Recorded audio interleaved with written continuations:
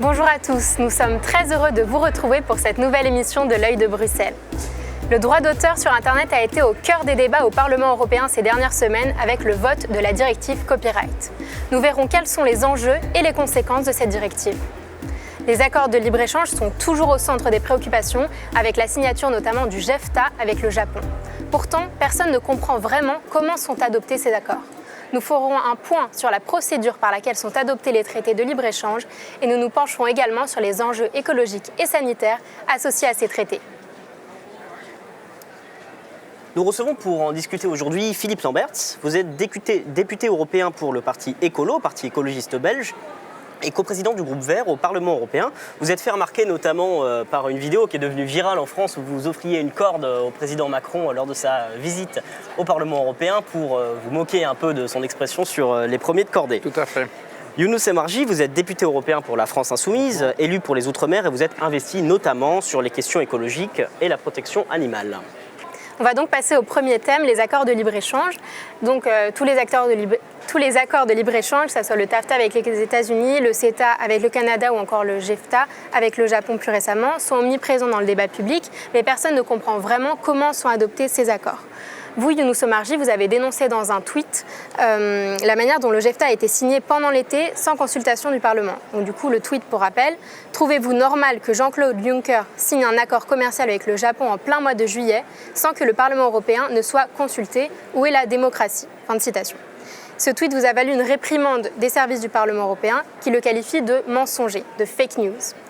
Alors, est-ce que vous pouvez nous en dire plus sur la manière dont sont adoptés les accords de libre-échange? Oui.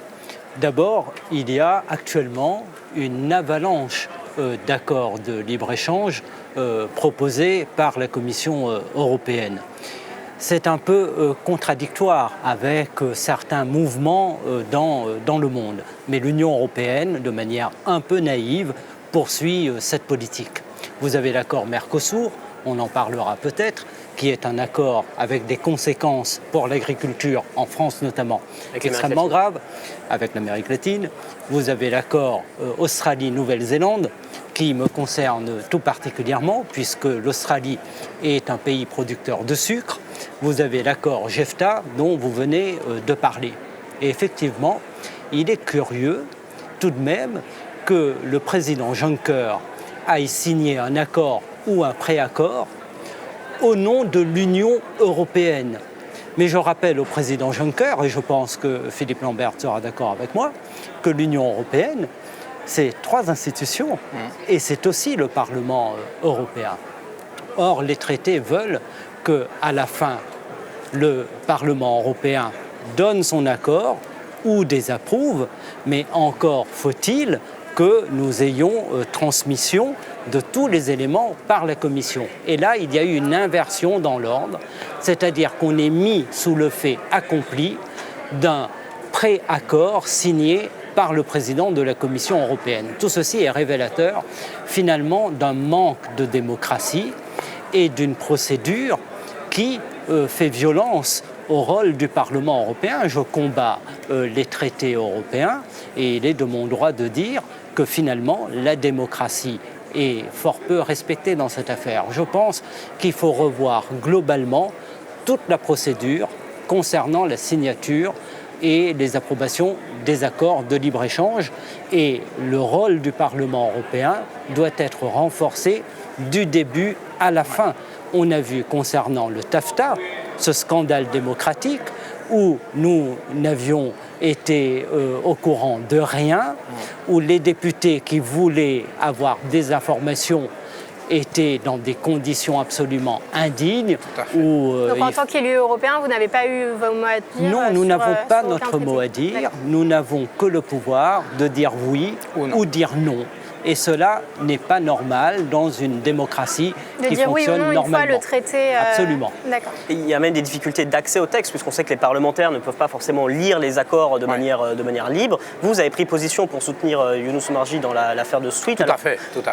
Non, là, il y a plusieurs éléments. Un, il n'appartient pas à des fonctionnaires de dire le vrai ou le faux.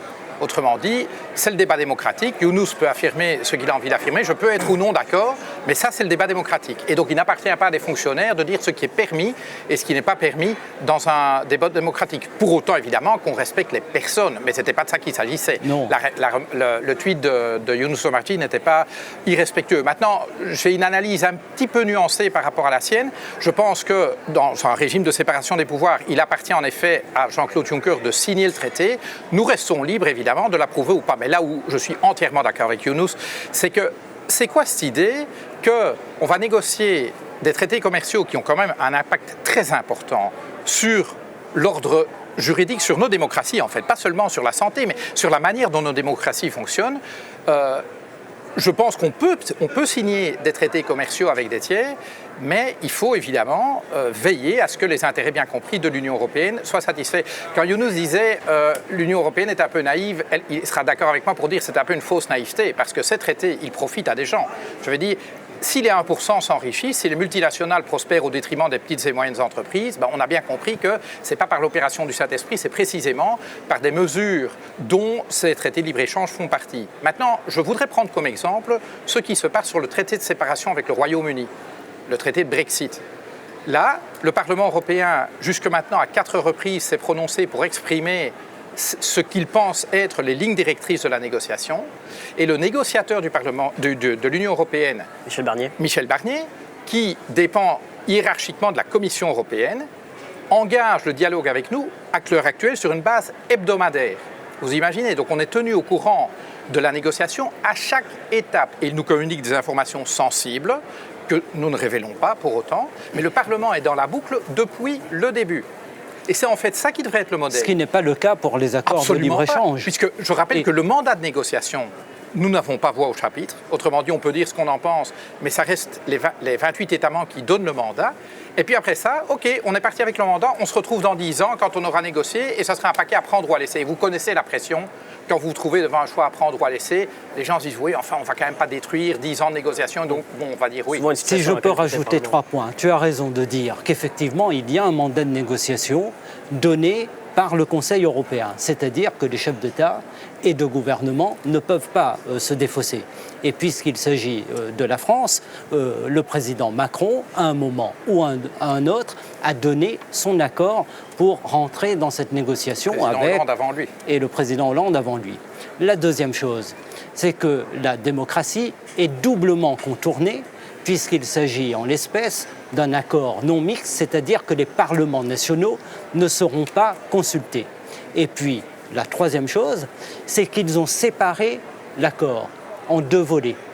Et toute la question des tribunaux d'arbitrage est renvoyée dans une autre négociation pour que les institutions européennes ne soient pas exposées à ce qui s'est passé avec la Wallonie que tu connais bien. Les tribunaux d'arbitrage, pour expliquer un peu à notre auditoire, c'est donc une façon de contourner les juridictions nationales et de l'Union européenne par des tribunaux d'accord entre un État membre et des parties prenantes. Ce sont des juridictions très particulières parce qu'elles considèrent un type de justiciable, à savoir les entreprises, comme égal à un État privilégié.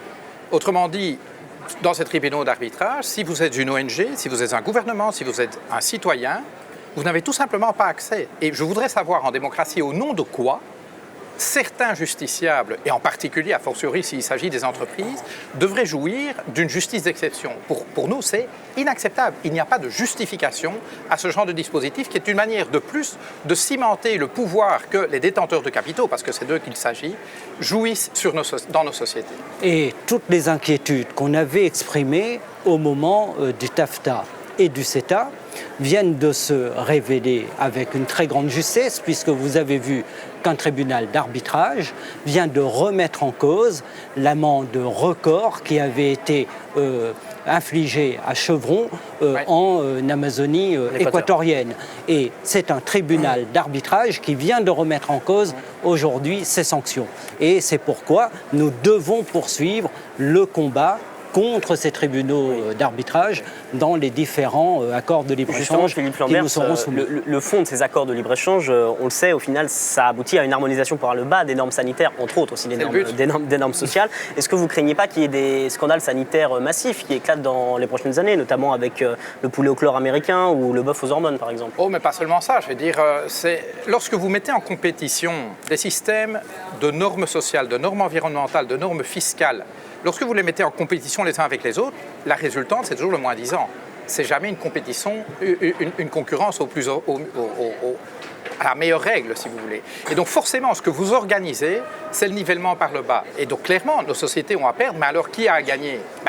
Chercher à qui le crime profite. Autrement dit, c'est évident que des normes environnementales plus strictes, des normes sociales plus strictes, des normes fiscales plus strictes, impactent les profits à la baisse.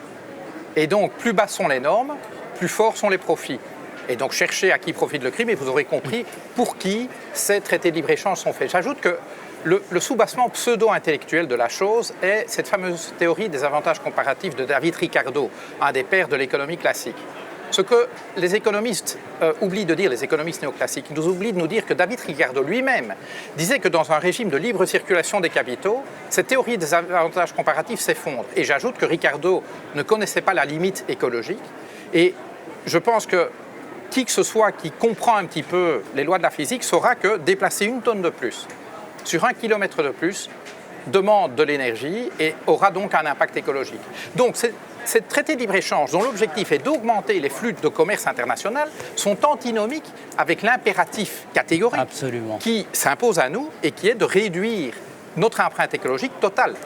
Or, on sait que beaucoup de personnes pauvres sur la planète doivent augmenter leur standard de confort de vie. Donc, si ils doivent pouvoir améliorer leur sort matériel, nous, je veux dire, du bon côté de la fracture sociale, on va devoir faire attention à notre empreinte écologique et la réduire en termes absolus si on veut répondre à la contrainte écologique. Et donc, ça n'a pas de sens. Un jour, je posais la question à Cécilia Malmström. Elle venait dans le groupe des Verts et je lui disais, expliquez-moi pourquoi, d'une part, il faut des tribunaux d'exception pour les entreprises et deux, quel sens ça a d'augmenter les flux commerciaux alors qu'on doit réduire notre empreinte écologique? Quelle fut sa réponse? Est-ce que vous pensez du coup qu'on doit plutôt mettre en place des priorités nationales quand on a déjà la denrée sur le pays?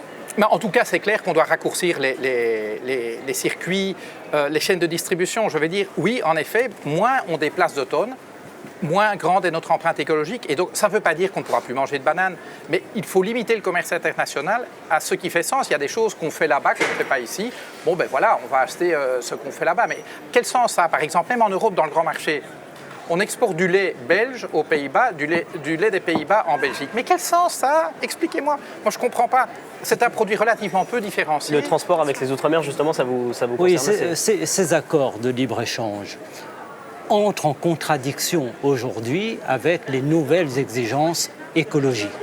Et vous avez un grand déménagement du monde qui aggrave la dette écologique.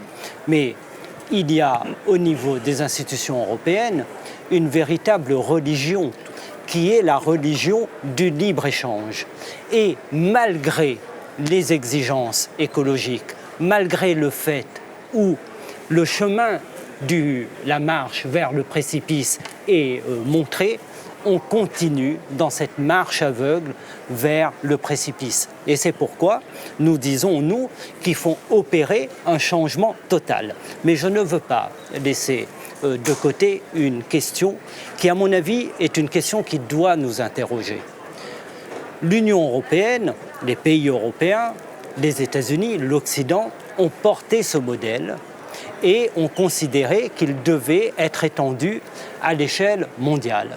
Et vous remarquez aujourd'hui que beaucoup de pays africains, l'honnêteté nous oblige à le dire, beaucoup de pays d'Afrique, beaucoup de pays dans le reste du monde, considèrent que l'insertion dans l'économie mondiale, dans le marché, la Chine également, est une solution pour la progression de leur économie et des niveaux de vie au sein de leur population. Et l'argument de la paix aussi. Et c'est nous qui aujourd'hui, en Europe, faisons le constat, peut-être avant les autres, de ces nouvelles exigences écologiques. Et c'est aussi par rapport à des rééquilibrages en fonction de l'émergence de nouveaux blocs, que dans les sociétés européennes, on se rend compte que le libre-échange est peut-être perdant pour les sociétés européennes. Et c'est pourquoi beaucoup de ces pays nous disent « mais vous avez tiré le meilleur bénéfice du libre-échange pendant plus d'un siècle, et au moment où nous voulons rentrer dans l'économie mondiale, enfin c'est la Chine, c'est quand même, il faut souligner la contradiction qui veut aujourd'hui les règles de l'OMC, c'est beaucoup de pays africains qui le veulent, et c'est vous aujourd'hui qui voulez poser des limitations. Donc il y a là une contradiction qui doit aussi nous interroger en tant que force progressiste. C'est un peu la même chose que pour la question climatique. Beaucoup de pays considèrent que l'Union européenne, les pays occidentaux, ont, avec leur révolution industrielle, pollué autant que possible et ça leur a permis d'aller vers une croissance qui n'est pas positive de mon point de vue, mais leur a permis de progresser. Et ils disent, au moment où nous voulons aller aussi vers une économie plus productive, vous nous demandez de limiter notre production. Donc il y a là des contradictions sur lesquelles nous devons nous interroger pour pouvoir avoir le discours qui soit finalement partagé par tout le monde et avoir un discours qui montre que les intérêts des peuples, aussi bien en Europe que dans ces pays émergents, sont finalement des intérêts qui sont convergents. Là, au fond, la question que vous posez, c'est celle de la compatibilité même de ce modèle économique, du capitalisme, avec l'impératif écologique. L'impératif écologique, il est assez... dans le discours, l'impératif écologique est assez largement partagé par tout le monde. Mais on a même vu que la démission de M. Hulot en France récemment illustrait peut-être une certaine forme de contradiction à ce niveau-là. Et la question, c'est aussi, est-ce qu'une croissance verte est possible? Est-ce qu'il est possible de continuer du développement économique avec... Je ne crois pas dans le capitalisme vert. Il y a une contradiction par définition. Et je disais récemment que le capitalisme est intrinsèquement barbare. De mon point de vue. Bon, je ne sais pas si tu partages le même avis, mais Nicolas Hulot ne disait pas que cela. Nicolas Hulot disait également que les traités européens empêchent aujourd'hui la mise en œuvre des objectifs en matière d'écologie, empêchent la transition écologique. Et c'est pourquoi nous considérons qu'on ne peut pas aller vers les objectifs que nous avons posés en termes de transition écologique dans le cadre des traités actuels, aussi bien par rapport à tous ces impératifs concernant la dette qui empêchent une planification écologique et par ailleurs concernant l'ensemble de ces accords de libre-échange. C'est une question que j'aimerais bien connaître ton avis là-dessus. Ok, donc c'est très clair que le capitalisme vert, ça n'existe pas. Je relisais Karl Polanyi cet été et donc dès l'instant où on soumet en fait le travail humain, la nature et la monnaie à la logique du marché, en fait on soumet toute la vie au marché. Et donc là, le seul impératif, c'est celui du profit. Et le profit ne s'accommode pas du respect de limites, comme des limites à l'inégalité, qu'on veut mettre à l'inégalité ou à notre empreinte écologique. Donc clairement, ceux qui croient à la croissance verte, au capitalisme vert, je pense, croient à tout et à son contraire, c'est-à-dire ne croient en fait à rien. Alors sur la question des traités, c'est évident qu'il y a dans les traités des dispositions qui sont totalement néolibérales, par exemple l'interdiction de contrôler les flux de capitaux. Pas seulement les flux de capitaux intra-européens, mais les flux de capitaux aux frontières de l'Europe. Ça, c'est clairement une disposition néolibérale. Faut-il changer les traités? C'est évident. Petit détail, pour changer les traités, et là peut-être on a une divergence stratégique, pour changer les traités, il faut l'unanimité des États membres.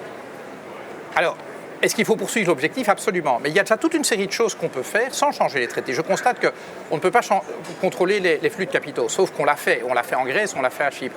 On ne peut pas la Banque centrale européenne ne peut pas financer la dette publique, sauf qu'elle le fait. Et donc, je constate que la dette publique ne peut pas dépasser 60% du PIB, sauf que la dette belge, c'est plus de 100%, la dette italienne, c'est plus de 130%, et je ne vous parle pas de la grecque. Mais donc, sur la question du traité, sur la stabilité budgétaire... Aujourd'hui, quand il y a une volonté politique d'agir, on le fait. Donc, la vraie question, c'est est-ce que nous sommes capables de construire au sein des institutions européennes d'autres majorités des majorités qui, en fait, s'éloignent de la religion, parce que là, Younous a totalement raison, c'est une religion mortifère, de la religion néolibérale. Est-ce qu'on peut construire des majorités qui remettent en cause la politique agricole commune, qui remettent en cause les choix budgétaires européens, qui remettent en cause les traités de libre-échange, etc. Et ça, on peut le faire sans changer les traités. Donc il ne faut certainement pas perdre la boussole du changement des traités, mais ça se construit, les majorités, pour y arriver. Oui, sauf que le traité, par exemple, sur la stabilité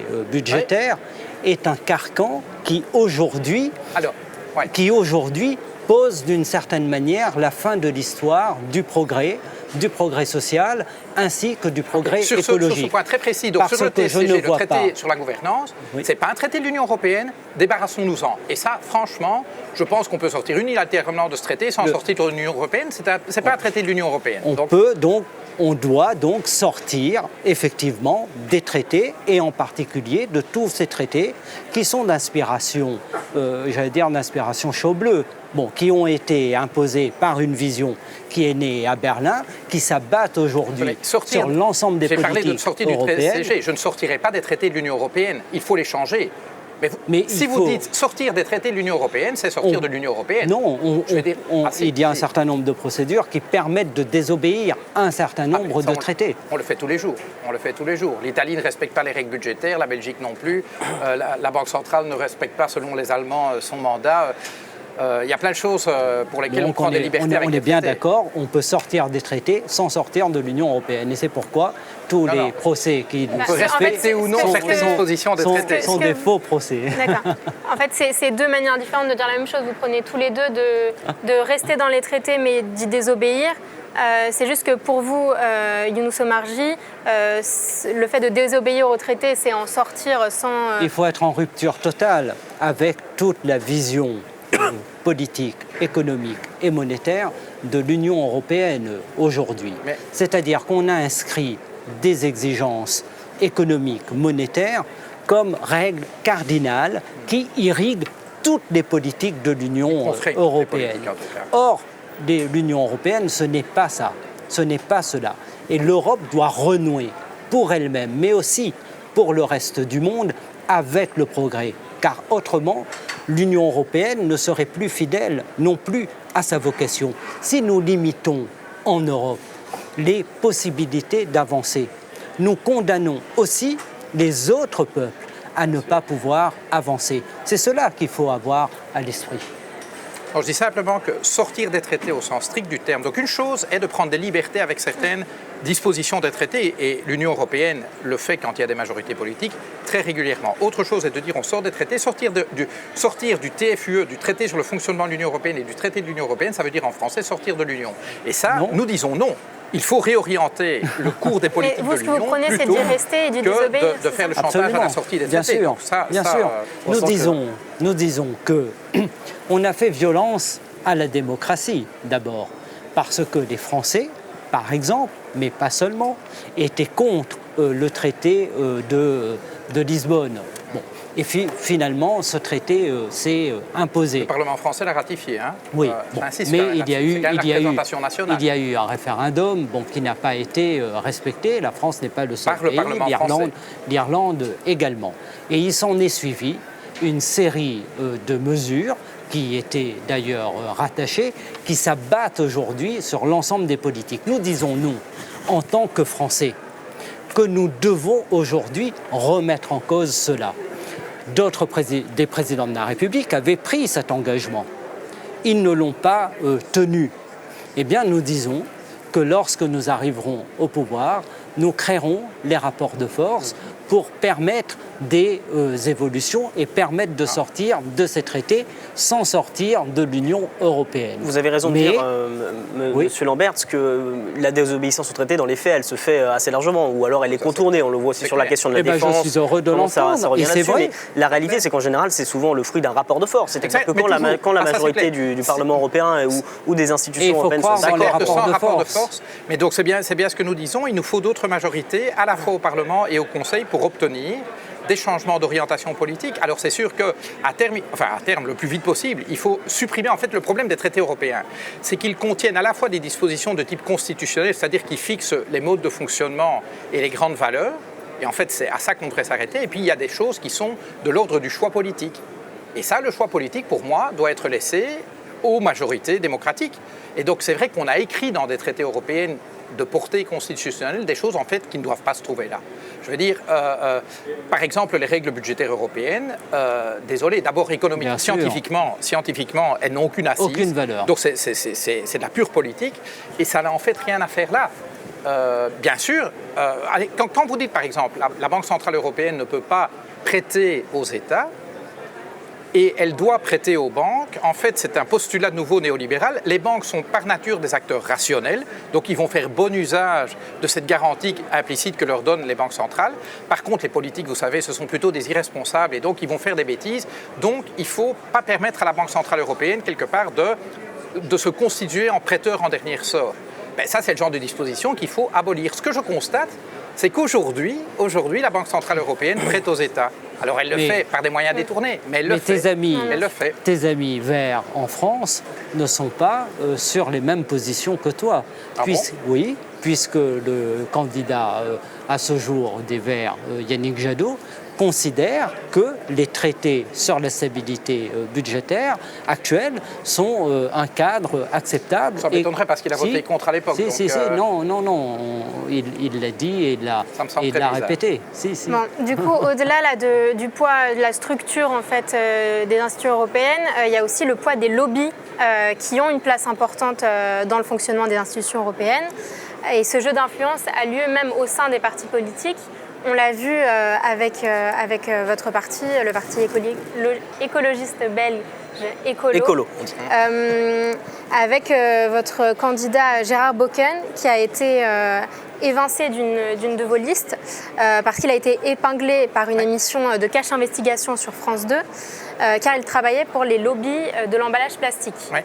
Donc ce qui est entré en contradiction avec la ligne du donc, parti dès qu'on l'a appris, Écolo. on a pris les mesures. Voilà. Alors du coup, comment est-ce qu'on peut limiter cette influence de ces groupes d'intérêt économiques sur les prises de décision? Parce que là, on ne parle pas de lobby vert, on ne parle pas de lobby d'ONG, on parle bien d'entreprises.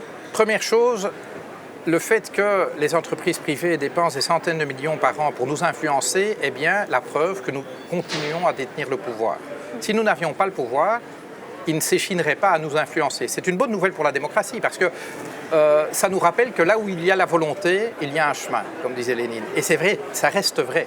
Donc bonne nouvelle, nous avons les manettes, et surtout au niveau européen. Deuxième élément que je veux souligner... Ça, c'est un message aux électeurs par rapport aux élections de 2019, comme quoi... parce que là, c'est vrai qu'on a vu en début d'émission. Mais donc choisissez les personnes que vous envoyez dans les institutions, parce que lorsque Younous vote... Et qui seront insoumis au lobby, absolument. Exactement. C'est très quand important. Younous vote et quand je vote, personne ne tient à notre main. C'est nous qui décidons souverainement de la manière dont nous votons. Et c'est le cas, en fait, de tous nos collègues, sauf s'ils choisissent d'obéir ou de consentir au lobby. Il ne faut jamais oublier que c'est une... J'ai vu des grands patrons de banques, j'ai vu des patrons de grandes banques françaises à l'époque de la législation financière et où on a limité les bonus, etc. Et ils me disaient tous, ne faites pas ça, c'est dangereux, etc. On l'a quand même fait. C'est pas parce que ces gens nous parlent qu'automatiquement on se met au garde à vous et on obéit. Philippe, il y en a qui choisissent, en fait, et c'est de nouveau la question de la religion. Les gens continuent à croire, beaucoup de gens ici au Parlement européen, dans les parlements nationaux, dans les gouvernements, continuent à croire que ce qui est bon pour BNP Paribas est bon pour la France. Pour ceux qui nous rejoignent dans le cours de live, on parle de la religion néolibérale. Tout à fait. Et donc, il y a beaucoup d'élus qui pensent que ce qui est bon pour BNP Paribas est bon pour la France, ce qui est bon pour Volkswagen est bon pour l'Allemagne, etc., etc. Que enrichissez les riches, ça profite à tout le monde. Mais avec tout la théorie du ruissellement. Cette théorie du ruissellement ou du premier de cordée, c'est comme vous voulez, évidemment, est fausse. Le ruissellement dans l'économie, quand on laisse le capitalisme aller en roue libre, eh bien le ruissellement défie les lois de la gravité. Il va d'en bas vers en haut. Et donc, je veux te prendre un exemple concret sur les lobbies. Ce n'est pas pour m'opposer avec toi de manière systématique, mais un exemple concret. Aujourd'hui ou demain, entre en vigueur le protocole de l'OMS sur la lutte contre le commerce illégal du tabac. Ouais. Extrêmement important. En tant que député européen, j'ai le pouvoir d'objecter. Et vous savez qu'il y a eu une série de scandales concernant la directive tabac. Et la Commission européenne avait proposé un règlement sur la lutte contre le commerce parallèle du tabac. Et j'ai décidé d'objecter en considérant que ce règlement n'était pas conforme au protocole de l'OMS. La question est revenue devant notre commission environnement. Et il y a eu là, je l'explique dans le livre noir sur le tabac que j'ai écrit, il y a eu là tous les lobbies, le lobby de l'industrie du tabac qui est rentré en action. Mais au moment du vote, j'étais seul et je n'avais aucun élu vert, curieusement, ce jour-là, alors qu'ils sont toujours très présents en commission environnement et santé. Ce jour-là, tout le monde avait... Vous parlez des députés verts français? Non, je parle de tous les députés verts. Et ce jour-là, tout le monde avait déserté. Et aujourd'hui, entre en vigueur ce protocole, et je crois que la Commission européenne ne pourra plus faire autrement que de revoir sa copie. Et nous serons là, ici, dans le Parlement européen, pour le faire, pour pousser la Commission à le faire. Parce que le lobby de l'industrie du tabac, mais ce n'est pas le seul, est un lobby extrêmement puissant, extrêmement influent, et nous avons quelques pouvoirs, et les pouvoirs que nous avons, nous devons les utiliser au maximum pour contrecarrer cette industrie de la mort. Mais sur la question des lobbies, aujourd'hui, la Commission européenne multiplie des groupes d'experts. Là encore, on revient sur les problèmes de démocratie européenne, multiplie des groupes d'experts pour faire évacuer les processus de décision entre elles et ces groupes d'experts qui sont liés avec les lobbies. Et les agences européennes ne sont pas non plus des agences qui sont indépendantes. Et c'est pourquoi nous devons nous battre pour que les autorités européennes, les agences européennes, soient des agences indépendantes. La deuxième chose, je suis rapporteur pour avis sur la question des lanceurs d'alerte. J'ai introduit une proposition et j'espère qu'elle sera soutenue. Le cadre pour protéger les lanceurs d'alerte, oui. C'est ça? Et la Commission européenne avait laissé totalement les institutions européennes en dehors du champ de protection des lanceurs d'alerte.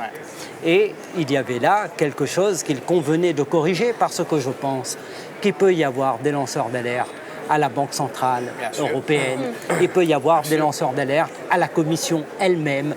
Peut-être que tous les scandales qui ont éclaté n'auraient pas connu ce degré de gravité s'il y avait eu des lanceurs d'alerte dans les agences sanitaires, par exemple. Donc nous devons accorder une protection aux lanceurs d'alerte dans les institutions européennes et j'espère que les propositions qu'on porte seront Je voudrais rapidement, avant qu'on ait à quitter le plateau, qu'on aborde très rapidement la question, un sujet un peu différent qui est celui du droit d'auteur sur Internet. Alors c'est un sujet assez technique mais important pour le modèle de notre Internet. Il y a eu une bataille aussi de lobby ou de groupes d'influence énorme autour de cette question-là avec... Cette directive vise à créer un droit voisin, c'est-à-dire le fait, par exemple, quand vous êtes Le Vent se lève et que Google utilise un de vos articles, eh bien, Google vous doit des droits d'auteur sur un article de Le Vent se lève. On parle de Google News. Google News, tout à fait.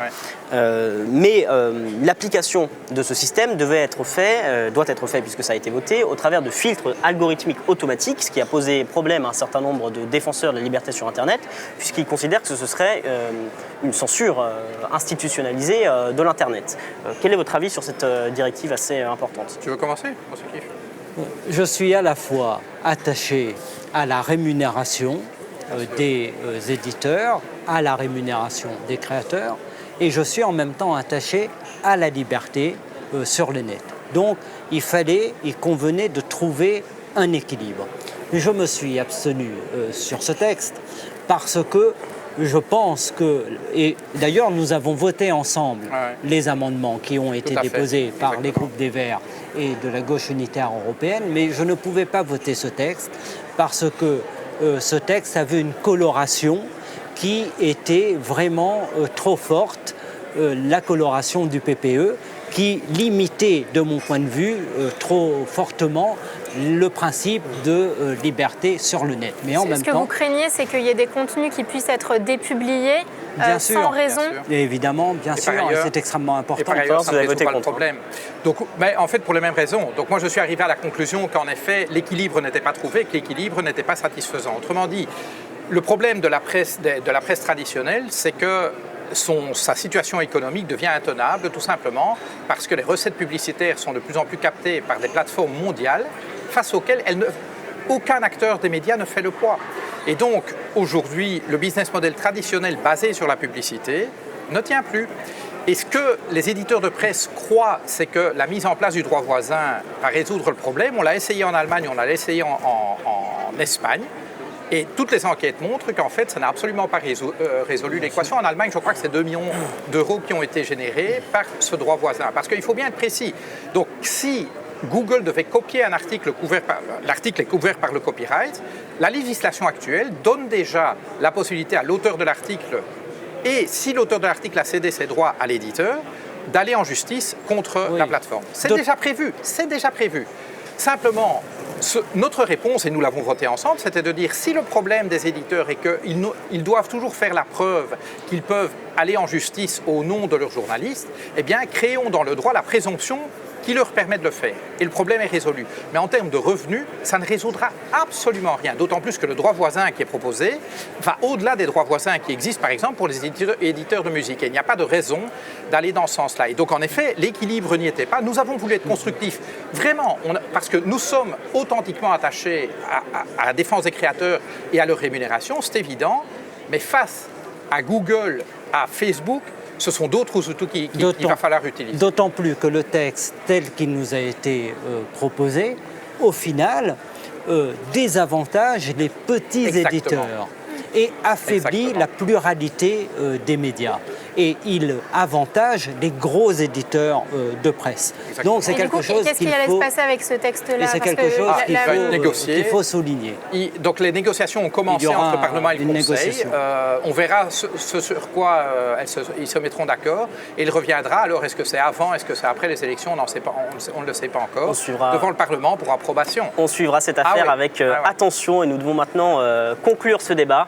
Merci à tous de nous avoir suivis. Merci à nos invités, Philippe Lamberts et Younous Omarjee. Justement, on parlait des droits d'auteur. N'oubliez pas de vous abonner à la chaîne YouTube de Le Vent se lève et n'hésitez pas à faire un don sur notre site internet, puisque vous l'avez bien compris, ce ne sont pas les GAFAM qui vont nous financer, en tout cas suffisamment. Et à très bientôt dans l'œil de Bruxelles.